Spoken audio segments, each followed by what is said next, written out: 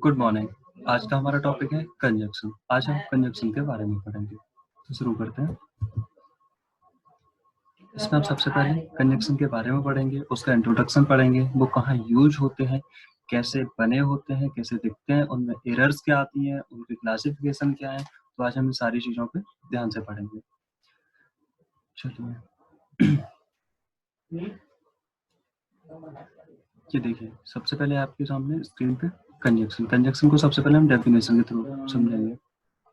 Conjunction, तो जो conjunction होते हैं वो आपके a conjunction is a word like and, but, although, because. तो कंजक्शन जो वर्ड हैं वो आपके ऐसे हैं जैसे कि एंड है, बट है, ऑल्दो है, बिकॉज है। Not limited to these words, they are more words. Conjunctions have an important function because they join other words and phrases together. It means conjunction जो है उनका एक बहुत ही important function होता है एक sentence में, क्योंकि वो क्या करते हैं, other words को और other phrases को एक दूसरे से आपस में जोड़ते हैं। Without conjunction we could not make very simple sentence। Without conjunction के हम लोग सिर्फ और सिर्फ सिंपल ही सेंटेंस बना सकते हैं, किसी भी सेंटेंस को कंबाइन नहीं कर सकते हैं। जैसे कि आपने देखा होगा, जो आपके सेंटेंसेस होते हैं वो आपके सिंपल सेंटेंस होते हैं, कॉम्प्लेक्स होते हैं, कंपाउंड होते हैं। तो उनमें क्या होता है, वो कंजक्शन के थ्रू ही वो ऐड किए जाते हैं।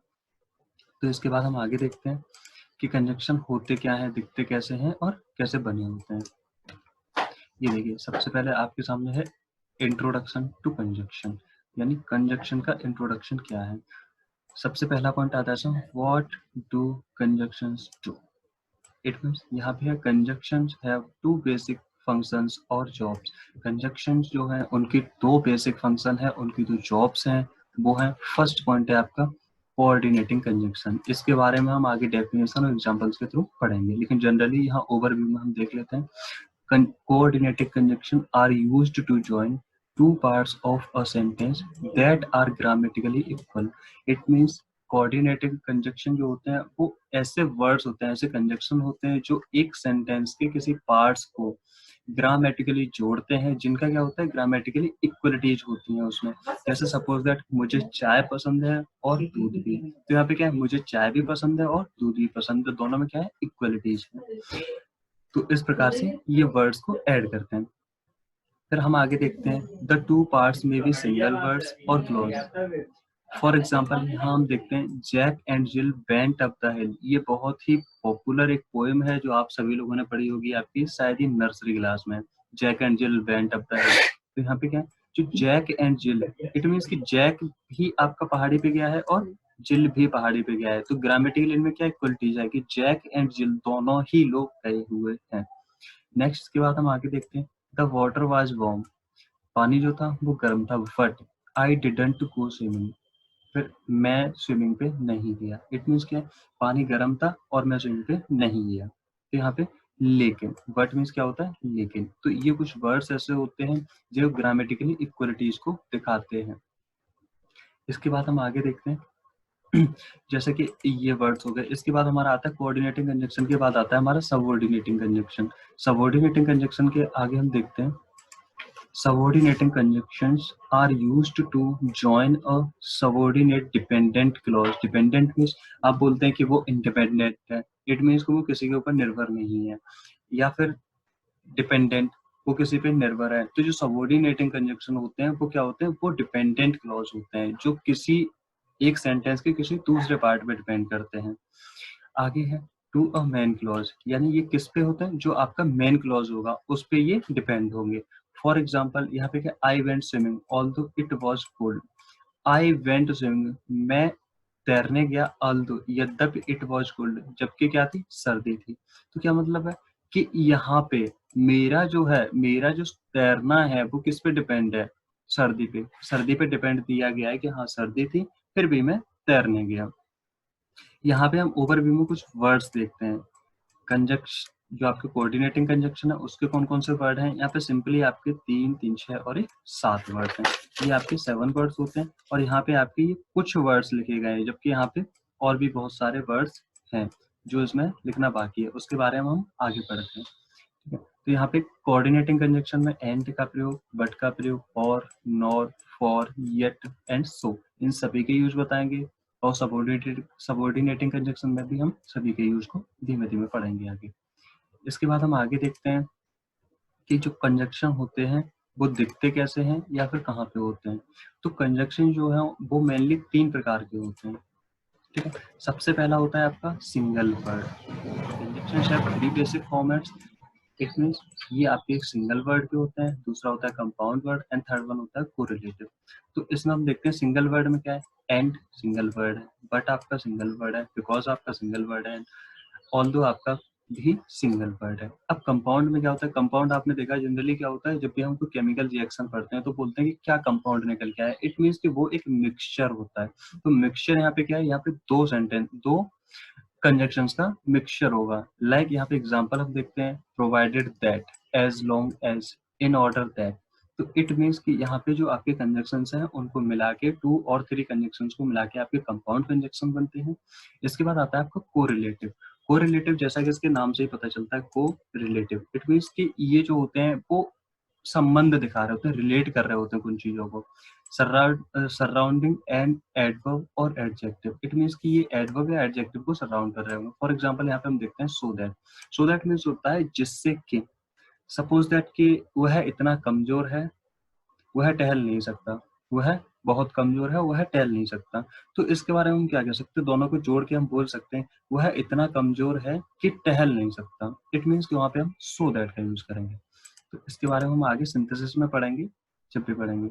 इसके बाद हम आगे देखते हैं कि जो आपके कंजक्शन है वो कहाँ पे यूज होता है, किस प्रकार से उनका यूज होता है। तो यहाँ पे देखिए, वेयर डू कंजक्शंस गो, कहाँ जाते हैं। Coordinating conjunctions always come between the words और clauses that they join. Coordinating conjunction होते हैं वो उन वर्ड्स के बीच में या उन क्लॉजेस के बीच में आते हैं जो इन्हें जोड़ रहे होते हैं। तो इस प्रकार से हमने देखा कोऑर्डिनेटिंग कंजक्शन कहाँ आते हैं। नेक्स्ट है हमारा सबऑर्डिनेटिंग कंजक्शन। तो सबऑर्डिनेटिंग कंजक्शन क्या, usually come at the beginning of the subordinating clause. जो आपका सबऑर्डिनेटिंग क्लॉज होगा, जो आपका डिपेंडेंट क्लॉज होगा, उसके स्टार्टिंग में ही आ जाएंगे।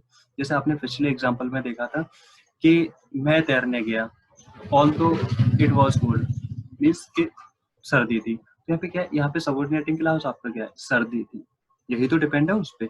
तो इस प्रकार से हम इनका यूज करते हैं।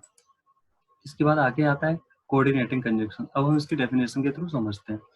अ coordinating conjunction joins parts of a sentence, for example words or independent clause। ठीक है, आगे देखिए, that are grammatically equal or similar। it means जो आपके coordinating conjunction है वो ऐसे parts को join करते हैं जो grammatically या तो equal हैं या फिर बिल्कुल एक जैसे ही हैं। आगे है, a coordinating conjunction shows that the elements in joins are similar in importance and structure। it means कि जो आपके coordinating conjunction है वो एलिमेंट्स को इस प्रकार से दर्शाते हैं, जो भी जोड़े गए हैं वो या तो इम्पोर्टेंट है, बराबर इम्पोर्टेंट है, या फिर उनका स्ट्रक्चर सेम है। जैसे अभी मैंने आपको एक एग्जांपल दिया था कि मुझे चाय पसंद है और कॉफी भी पसंद है। तो उसमें क्या है, मेरे लिए दोनों चीजों की इंपॉर्टेंस बराबर है क्योंकि वो चीजें मुझे दोनों ही पसंद है। तो यहाँ पे हमने क्या किया, यहाँ पे हमने इंपॉर्टेंस को शो किया है, सिमिलर इंपॉर्टेंस दिखाई है। अब स्ट्रक्चर में क्या है, अभी जस्ट हमने एक एग्जाम्पल देखा था, Jack and Jill went up the hill. It means वहाँ पे स्ट्रक्चर क्या है, दोनों ही सब्जेक्ट हैं जैक एंड जिल, और दोनों को ही दिखाया गया है कि हाँ वो दोनों ही पहाड़ी पे गए। तो इसके फर्दर हम आगे एग्जांपल के थ्रू देखते हैं कि क्या क्या है और इनके वर्ड्स के बारे में पढ़ते हैं। तो यहाँ पे जो कोऑर्डिनेटिंग कंजक्शन होते हैं उनके बारे में मैंने अभी आपको बताया था कि ये टोटल होते हैं 7 प्रकार, 7 जो आपके सामने लिखे हुए हैं। ठीक है, देखिए, एंड, बट, और, नॉर, फॉर, येट एंड सो, ये कितने आपके 7 कंजक्शन होते हैं। इसके एग्जाम्पल में हम जैसे पढ़ते हैं, आई लाइक टी, टी आपका, एंड कॉफी, यहाँ पे आपके कौन सा कंजक्शन का यूज हुआ है, एंड का। यहाँ पे हम देखते हैं आई लाइक, मुझे पसंद है, टी एंड कॉफी, मुझे चाय और कॉफी पसंद है। तो यहाँ पे दोनों की इंपॉर्टेंस दिखाई है, मेरे लिए चाय की इंपॉर्टेंस क्या है और कॉफी की इंपॉर्टेंस क्या है। नेक्स्ट अगला हम देखते हैं दूसरे एग्जाम्पल में, वट का यूज करके। वट का यूज क्या, वट मीन्स होता है लेकिन। तो उसमें जनरली हम देखते हैं, Ram likes T, it means Ram को चाय पसंद है, बट लेकिन एंथनी लाइक्स कॉफी, लेकिन क्या है, एंथनी को कॉफी पसंद है। तो यहाँ पे दोनों में ही एक इक्वलिटीज दी गई है। किस चीज की इक्वलिटी है, किस चीज की सिमिलरिटी है, कि उन दोनों की पसंद के बारे में रिलेट किया गया है। तो इस प्रकार से हमने देखा कि राम को चाय पसंद है, एंथनी को कॉफी पसंद है। वो दोनों एक दूसरे को डिपेंड नहीं है ना, कि राम जब खाना खाएगा तब एंथनी खाएगा, इस प्रकार से डिपेंड तो है नहीं। वो उसमें क्या है, सीधा सीधा उनकी पसंद है, किसी के ऊपर डिपेंड नहीं है, उसे चाय पसंद है, उसे कॉफी पसंद है। तो इस प्रकार से हमने ये देखा। इसके बाद हमारा आता है कि ये एक आपकी ट्रिक है जो मैं आपको दिखा रहा हूँ, लर्न इंग्लिश ट्रिक। ये लर्न इंग्लिश मेरे चैनल का नाम है यूट्यूब पे। ये आपकी ट्रिक जो मैंने दिखाई है आपको, यहाँ पे क्या है, जो आपके 7 कोऑर्डिनेटिंग कंजक्शन है, जनरली इन्हें याद करने में दिक्कत रहती है कि हम कैसे याद करें, कौन से कोऑर्डिनेटिंग है, कौन से सबऑर्डिनेटिंग है, या कौन से किस प्रकार के कंजक्शन आते हैं। तो इसके लिए हमने एक इजी वे खोजा है, उसमें आपका क्या है, फैन वॉइस। ये आपका एक वर्ड, इसको आप याद कर लेते हैं। जैसे आप जनरली कोई भी इजी ट्रिक से याद, कोई भी बड़ी चीजें याद करते हैं, तो उसके लिए शॉर्ट ट्रिक्स को ढूंढते हैं ताकि उन्हें याद किया जा सके। तो यहाँ पे FANBOYS, तो इस प्रकार से हमने देखा। F फॉर हो जाता है हमारा for, A for and, N for nor, B for but, और Y for yet, and so for so. यहाँ पे आपके टोटल 1 2 3 4 5 6 7, तो यहाँ पे पूरे आपके 7 जो कंजक्शन है, जो आपके कोऑर्डिनेटिंग कंजक्शन है, वो एक सिंगल वर्ड के थ्रू आपको समझने में, आपको याद करने में आसानी रहती है। ठीक है, इसके बाद हम आगे देखते हैं। ये आता है आपका सबऑर्डिनेटिंग कंजक्शन। आपने कोऑर्डिनेटिंग कंजक्शन पढ़ लिया है, जो क्या है, आपके ग्रामेटिकली इक्वलिटीज को दर्शाते हैं। लेकिन सबऑर्डिनेटिंग कंजक्शन में क्या उल्टा होता है। सबऑर्डिनेटिंग कंजक्शन जो होते हैं, उसके सबसे पहले डेफिनेशन देखते हैं, उसके बाद हम आगे पढ़ते हैं। अ सबऑर्डिनेटिंग कंजक्शन जॉइन अ सबऑर्डिनेट। सबऑर्डिनेट क्या होता है, depend. Subordinate is means support करने वाला जो होता है, उसे हम बोलते हैं। तो आप आगे देखिए, clause to a main, independent clause. It mean एक सेंटेंस में क्या होता है, कभी कभी हमारे जो स्टेटमेंट्स होते हैं, उनमें दो चीजें होती हैं, या तो वो डिपेंड होती हैं या फिर इंडिपेंडेंट होती हैं। अगर डिपेंड होती हैं तो वो ये भी दर्शाती हैं कि किस चीज से डिपेंड है, किस चीज पे इंडिपेंडेंट है। तो इस प्रकार से हम देखते हैं कि सबसे पहले इसके हम कुछ वर्ड्स देख लेते हैं जो आपके कोऑर्डिनेटिंग, जो आपके सबऑर्डिनेटिंग कंजक्शन है। उसके बाद हम आगे एग्जांपल देखते हैं। जैसे कुछ वर्ड्स हैं, after, although, as, because, before, how, if, once, ऐसे करके आपके ये बहुत सारे वर्ड्स हैं। यहाँ पे सारे लिखे नहीं गए हैं, और भी बहुत सारे वर्ड हैं जो आप देखेंगे डिफरेंट बुक्स में आपको मिल जाएंगे। तो यहाँ पे देखिए, जैसे मान लीजिए अगर हम आफ्टर का एक जनरल एग्जांपल की तरह देखें, तो उसमें क्या है, डॉक्टर, आपने पास्ट परफेक्ट टेंस पढ़ा होगा, उसमें आपको बहुत सारे एग्जांपल्स मिल जाते हैं। जैसे कि डॉक्टर के आने के बाद मरीज मरा था, तो इसमें क्या है, पहले डॉक्टर आया उसके बाद मरीज मरा था। तो ये क्या है, डिपेंड करता है। आपका एक सबऑर्डिनेटिंग क्लॉज है, एक आपका डिपेंडेंट क्लॉज है, और आपका एक इंडिपेंडेंट क्लॉज है। क्योंकि डॉक्टर आया उसके बाद मरा, ये उस पर निर्भर करता है। या फिर क्या होता है, जनरली डॉक्टर ने इलाज किया, उसके बाद भी मरीज मर गया। यहाँ पे जो मरीज था वो मरा, कब मरा, डॉक्टर ने उसका पहले इलाज किया। तो आपके इस प्रकार से दो आपके डिपेंडेंट क्लॉज और इंडिपेंडेंट क्लॉज बन जाते हैं। इसी प्रकार से एज, बिकॉज, बिफोर, इन सारी चीजों के हम यूज पढ़ते हैं।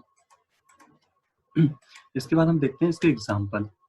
इसके एग्जाम्पल क्या है, चलिए यहाँ पे हम देखते हैं। Because it is raining we had to cancel the picnic, cancel the class picnic.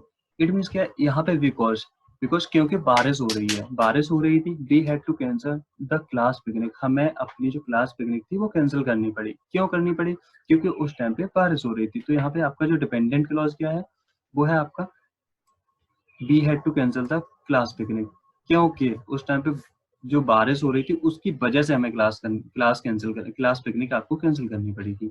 इसी प्रकार से आगे है, the house was a mess after the crazy party we had last night. तो जो हाउस था वो एकदम मैस हो गया था, किसके बाद, the crazy party we had last night. तो इसमें क्या है, एक दूसरी चीजें डिपेंड कर रही हैं, क्योंकि जो क्रेजी पार्टी जो आपने लास्ट नाइट की थी उसकी वजह से आपका हाउस जो मैस हुआ था। तो इसमें आपका एक इंडिपेंडेंट हो जाता है, एक डिपेंडेंट क्लॉज हो जाता है। इसके बाद हम आगे देखते हैं अगले एग्जांपल के through. He doesn't go skiing anymore since he had the accident. It means कि अब वो स्काइंग के लिए नहीं जाता है। सिंस मींस जब से, ही हैड द एक्सीडेंट, अब उस जब से उसका एक्सीडेंट हो गया तब से वो नहीं जाता है। तो इसमें डिपेंडेंट क्या है, डिपेंड, ये पार्ट जो है वो डिपेंडेंट है, ये आपका इंडिपेंडेंट है, क्योंकि इंडिपेंडेंट पे ही तो चीजें डिपेंड करती हैं। तो इस प्रकार से हमने देखा। अब हम एग्जाम्पल है इसके टेबल के थ्रू समझते हैं। इस टेबल के थ्रू इसमें देखिए मेन और इंडिपेंडेंट पार्ट, आपका जो पार्ट दिया गया, उसके बाद क्या है सबऑर्डिनेटिंग और डिपेंडेंट क्लॉज। उसके बाद आपका क्या है, ये देखिए जैसे कि आपने पिछले एग्जांपल में देखा था वेंट स्विमिंग वाला, यहाँ पे हमने उसी को समझाया गया है। Ram went is swimming, Ram तैरने गया। ऑल्दो क्या है यहाँ पे सबऑर्डिनेटिंग कंजंक्शन है, जो क्या है इट वाज रेनिंग। तो इस प्रकार से हमने देखा कि राम जो है वो एक इंडिपेंडेंट क्लॉज है क्योंकि राम तैरने गया। अब सपोर्ट सबऑर्डिनेटिंग क्या है, डिपेंडेंट क्लॉज क्या है, इट वाज रेनिंग, बारिश हो रही थी, यद्यपि बारिश हो रही थी। तो इस प्रकार से हम ये चीजें देखते हैं। इसके बाद हम आगे पढ़ते हैं और एग्जाम्पल, जैसे अनलेस का यूज, जो आपको अनलेस वर्ड बताया था, unless I get over my myopia I never been an astronaut. ठीक है, तो इस प्रकार से हमने ये देखा। एग्जाम्पल अगला देखते हैं, Marina is excited because it's her birthday. तो मरीना क्यों एक्साइटेड है, क्योंकि उसका बर्थडे है। तो उसकी एक्साइटमेंट किस पे डिपेंड कर रही है, उसके बर्थडे पे डिपेंड कर रही है। तो इस प्रकार से आपका जो टेंस है, ये आपका जो क्लॉज है वो आपका इंडिपेंडेंट है और ये आपका डिपेंडेंट है। ये आपका जो डिपेंड क्लॉज है, ठीक है, ये आपका इंडिपेंडेंट है क्योंकि यहाँ पे जो उसकी एक्साइटेड है वो डिपेंड कर रही है उसके बर्थडे पे। तो इस प्रकार से हम सबऑर्डिनेट कंजंक्शन को समझते हैं। इसके बाद हम आगे देखते हैं कि जो पार्ट्स होते हैं कंजंक्शंस के, वो सबऑर्डिनेटिंग पढ़ लिया हमने और कोऑर्डिनेटिंग पढ़ लिया। इसके बाद आता है आपका कोरिलेटिंग कंजंक्शन। कोरिलेटिंग कंजंक्शन जो होते हैं, ऐसे इसके नाम से ही पता चलता है कि ये वर्ड्स कोरिलेट करते हैं एक दूसरे को। जैसे कि correlating conjunctions work in pairs to join together words और phrases like that have equal importance within a sentence. It means कि जो कोरिलेट करने वाले कंजंक्शन है उनकी क्या इक्वल इंपोर्टेंस होती है और वो एक साथ ही चलते हैं। जैसे कि यहाँ पे आपको कुछ वर्ड्स दिए गए, as and as, both and, either or, not only but also. Either or का जस्ट एक अपोजिट होता है नाइदर नॉर। ठीक है, तो इस प्रकार से कुछ आपके कोरिलेटिव कंजंक्शन दिए गए हैं जिनके बारे में हम आगे फिर से देख रहे हैं। इनके एग्जाम्पल देखते हैं। तो इनके एग्जाम्पल क्या है, यू हैव आइदर चॉकलेट और वेनिला आइसक्रीम। आपके पास हो सकते हैं या तो चॉकलेट हो सकती है या फिर वेनिला आइसक्रीम हो सकती है। आइदर मीन्स या तो, ठीक है। तो यहाँ पे क्या है आपका, या तो आपके पास चॉकलेट हो सकती है या फिर वेनिला आइसक्रीम हो सकती है। तो यहाँ पे आपकी दोनों के बराबर ही इंपोर्टेंस दी गई है, संभावना जताई गई है कि हाँ आपके पास इन दोनों में से कोई एक चीज हो सकती है। नेक्स्ट, इसके बाद आगे हम देखते हैं सेकंड एग्जांपल में समझते हैं। He not only plays the guitar but also the drum. It means कि जो आपका वह जो सब्जेक्ट है वो ना केवल गिटार बजा सकता है बल्कि ड्रम्स भी बजा सकता है। तो यहाँ पे उसकी स्किल्स को दिखाया गया है कि वो सिर्फ गिटार नहीं बजा सकता है, वो ड्रम्स भी बजा सकता है। तो ये उसकी कोरिलेशन दिया गया है किसके बीच में, उसके गिटार बजाने के बीच में और उसके ड्रम बजाने के बीच में, तो वो दोनों चीजें बजा लेता है। आगे है such was his strength that he was easily able to move the fallen tree. Such was his strength, उसकी स्ट्रेंथ को दिखाया गया है जिससे कि उसने क्या किया, उसने एक गिरे हुए पेड़ को हटा दिया। तो इस प्रकार से हम ये चीजें देखते हैं। इसके बाद आता है आपका एरर्स। अब एरर्स कहाँ होती हैं इन सेंटेंसेस में, तो आपको देखिए इस चीज को, इस पार्ट को ना देखिए, पहले पहले सिर्फ हम देखते हैं इस पार्ट को। क्या लिखा है, I have both been to Paris and London. ठीक है, तो आई हैव बोथ बीन, हम दोनों होकर आए पेरिस एंड लंदन। तो इसमें क्या है कि आपको लग रहा है कि ये सही है, लेकिन क्या है यहाँ पे इसका राइट पे क्या है, I have been to both London and Paris. क्योंकि यहाँ हम दोनों होके आए नहीं, हम होके आए कहाँ पे, दोनों जगह पे। कहाँ पे, वो दोनों जगह क्या है, एक पेरिस है और एक लंदन है। तो इस प्रकार से हमने ये समझा। अगला है दूसरे वे में से कैसे लिखा जा सकता है, I have both been to Paris, I have both been, हम गए दोनों जगह, कौन कौन सी, एक पेरिस गए, एंड बीन टू लंदन, और हम लंदन भी गए। तो इस प्रकार से हम बोथ एंड का प्रॉपर यूज करते हैं। अगला हम पढ़ते हैं नॉट ओनली वर्ड आल्सो का। तो इसमें भी जनरली कभी कभी मिस्टेक्स हो जाती हैं। जैसे यहाँ पे है फ्लेक्सिस loves not only Chinese food but also loves Thai food. यहाँ पे जो फेलिक्स है उसे ना केवल चाइनीज फूड पसंद है बल्कि उसे क्या है, थाई फूड भी पसंद है। तो इसके लिए हम क्या बोल सकते हैं, Felix not only loves Chinese food, क्योंकि यहाँ पे जो आपकी मेन वर्ब है वो कहाँ जाएगी, चाइनीज फूड के आगे जाएगी। तो क्या हो जाएगा, Felix not only loves Chinese food but also loves Thai food. तो इसमें क्या है कि फेलिक्स को ना केवल चाइनीज फूड पसंद है बल्कि उसे थाई फूड भी पसंद है। इसके बाद आगे आता है, इसी को दूसरे एग्जाम्पल के जरिए लिखते हैं, Felix loves not only Chinese food but also Thai food. तो इस प्रकार से हम इन दोनों चीजों को समझते हैं। आगे है इसके बाद में, ये हो गया आपका एरर्स। इसके बाद आपका आता है ये पार्ट, कंजक्टिव एडवर्ब्स। तो कंजक्टिव एडवर्ब्स क्या होती हैं? As the name indicates, conjunctive adverbs are actually adverbs that they can act as connectors. तो आपके जो कंजक्शंस होते हैं, जो कंजक्शन होते हैं वो क्या है? कंजक्ट करते हैं दोनों चीजों को जोड़ते हैं। तो और यहाँ पे क्या दिया गया है आपका कि जो आपके कनेक्टिव वर्ड्स जो है, कनेक्ट जो कंसेक्यूटिव एडवर्ब जो है वो क्या है? Act as connectors. तो इट मीन्स कि ये भी आपके एडवर्ब जो कंजक्शन है उन्हीं की तरह यूज किए जा रहे हैं। लेकिन इनमें अंतर क्या है? They are included here. क्या है इन चीजों में? आफ्टर ऑल, आफ्टर ऑल आपने पढ़ाई है, बिसाइड्स भी आपने पढ़ा है, फाइनली भी बताया था मैंने, हाउएवर भी बताया था, नेवरदलेस भी बताया था। तो इस प्रकार से हमने देन, बिफोर, इन सारी चीजों के बारे में हमने पिछले क्लास में पढ़ा था जब मैंने आपको एडवर्ब्स पढ़ाया था। चलिए फिर भी इसके हम एग्जाम्पल देखते हैं। तो आपके जो एग्जाम्पल है वो देखिए, जैसे कि जनरली क्या होता है कि कुछ चीजें दी गई होती हैं जबकि जिनमें लगा होता है हाउएवर। हाउएवर का क्या मतलब है? देखिए, Walter is an excellent pianist. Walter जो है वो एक एक्सीलेंट पेंटिस्ट है। पेंटिस्ट मीन्स पेंटर है। आगे क्या है? हाउएवर, जबकि ही रेयरली प्रैक्टिसाइज, जबकि वह रेयरली प्रैक्टिसाइज है। इट मीन्स क्या है? उसका जो क्या है, उसकी जो एक्सीलेंट पेंटिस्ट की जो उसका एक्सीलेंट पेंटिस्ट है उसके बाद भी क्या कर रहा है? वो रेगुलर प्रैक्टिस कर रहा है। तो इन चीजों के बारे में हम देखते हैं। आगे है, Caroline loves the sweater, after all purple is her favourite colour. तो जो कोरोलिन है वो स्वेटर को प्यार करती है, क्योंकि आफ्टर ऑल उसका कलर क्या है? उसका कलर जो है वो फेवरेट कलर है, पर्पल कलर। इस प्रकार से हमने ये देखा। आगे है, the experiments finding were ground breaking, therefore the scientist published a paper. It means कि जब एक्सपेरिमेंट जो था वो एकदम ग्राउंड ब्रेकिंग था, उसके बाद ही तो देयरफॉर, देयरफॉर मीन्स इसके पश्चात ही साइंटिस्ट ने क्या किया? पब्लिश किया, किसको? पेपर में। नेक्स्ट एग्जांपल हम देखते हैं, I never take any vitamin.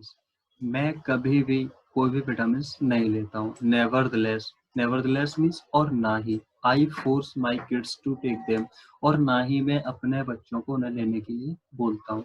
ना तो मैं विटामिन लेता हूँ और ना ही अपने बच्चों को विटामिन लेने के लिए बोलता हूँ। तो ठीक है, एक आपका ये सेंटेंस है और आपका दूसरा ये सेंटेंस है। तो दोनों को किस तरीके से जोड़ा गया? नेवरदलेस से। तो नेवरदलेस आपका क्या है? एक कनेक्टिव वर्ड्स है, जिसे हम एक कंजक्शन के थ्रू जानते हैं कि कनेक्टिव वर्ड्स होते हैं वही आपके कंजक्शन होते हैं। इसके बाद हम आगे देखते हैं।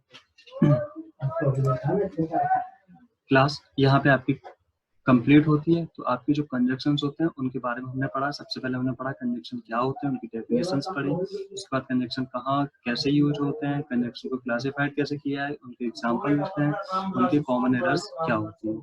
Thank you.